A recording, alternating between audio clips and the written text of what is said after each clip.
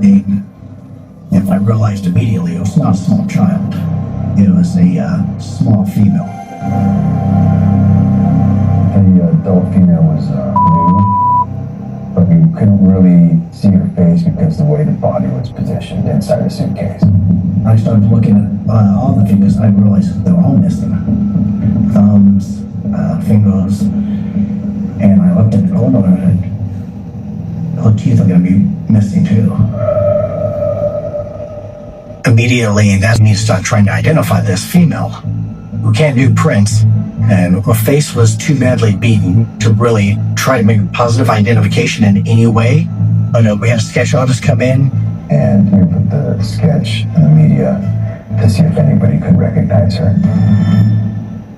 The Cure thought that they had done everything they needed to do to conceal the death and or the identity of the person they killed, but they forgot one item. During the autopsy, they removed her breast implants. Every prosthetic, including breast implants, have serial numbers on it. Her name was Jasmine Field. Jasmine was 28 years old. We learned that she was a former Playboy model. I'm Jasmine, have a good time.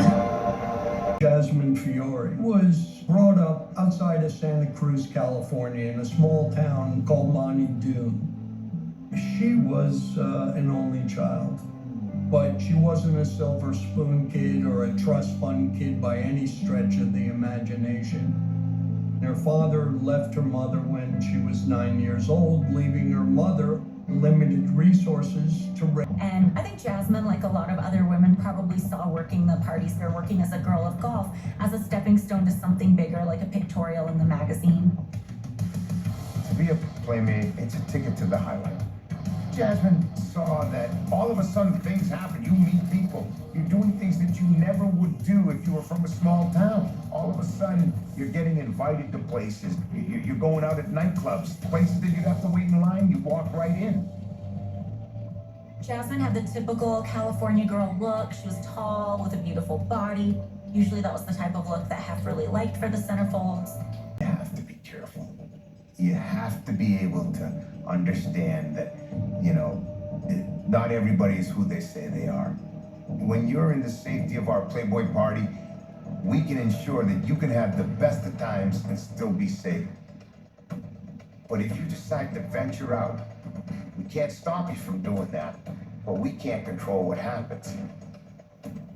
You can't trust everybody. You can't.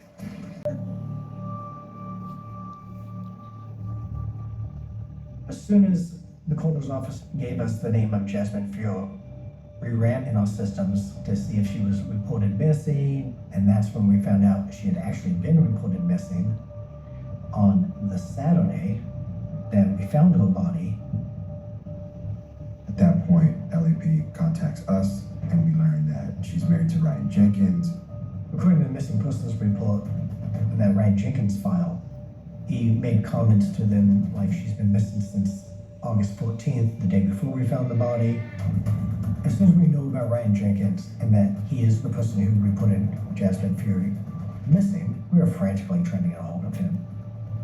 We get his phone number off the reports, so we know it's his phone, and we are calling, and he's just not picking up the phone for us. He reports his wife missing, and now he's leaving because of visa issues.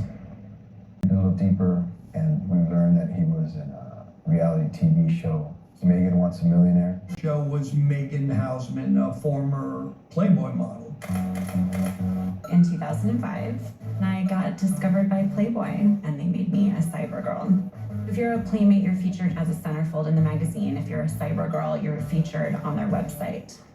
Playboy at that time had all different kinds of products that they were trying to promote. So I did runway shows with their clothing line. They had a Playboy concierge service, so they would fly me to different nightclubs. And you got to be on the permanent list to the Playboy Mansion parties, which was like a golden ticket. And I have met the love of my life, and I'm married. I really could not believe it, because just 2 days before that, he told me he was gonna marry me, and I was the love of his life. Ryan told me that he met her in a nightclub in Vegas. He asked her for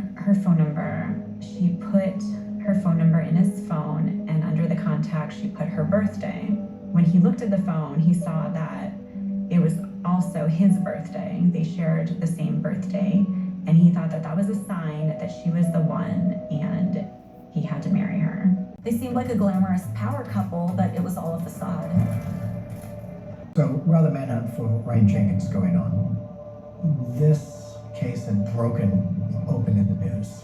On all the celebrity pages, it was on, ABC, NBC, CBS. Police say 28-year-old Jasmine Fiore was strangled. The media coverage surrounding Jasmine's death was really brutal. This came at a time when there was all kinds of new tabloid media chasing the story.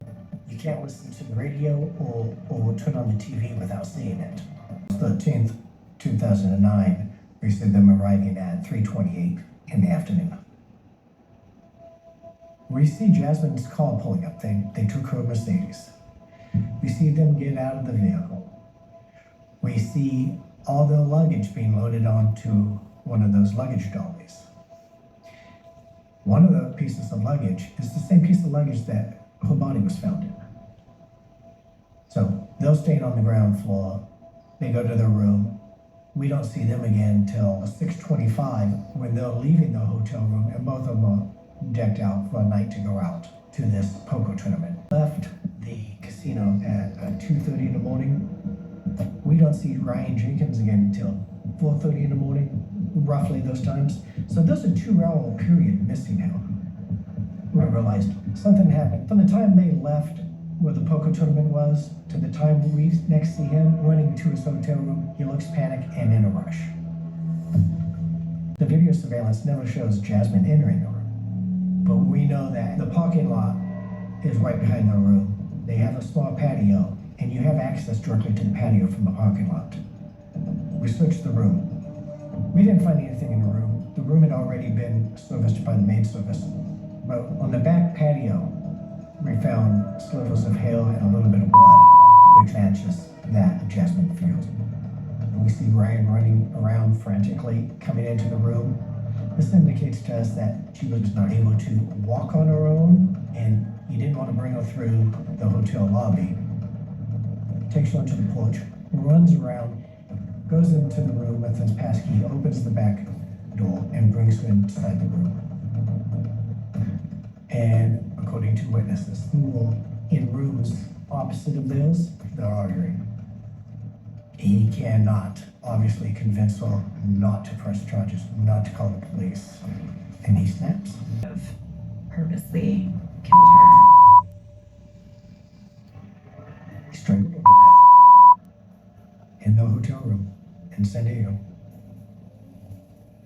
And then as an afterthought, he's thinking, how do I keep her from being found? If they find her, I don't want them to identify her.